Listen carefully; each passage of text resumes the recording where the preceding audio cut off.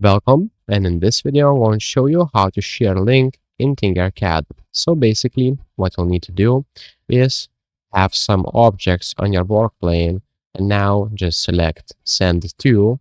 So as you can see right here, and now you'll be able to share to Google, so you can send to Google Drive, share to Google Classroom, or 3D communities, or just invite the people. So if you create with other by sharing a link to your design, people with the link may view and make changes to your design. So you can invite people and you can generate a new link. You can copy that link and paste it where you need to, or you can just right here select of your picture of your design and share it to the people. So if this video was helpful, please make sure to subscribe to Guide to Everything, comment down below for the algorithm, it will help me a lot, and like this video. See you in the next one. Peace.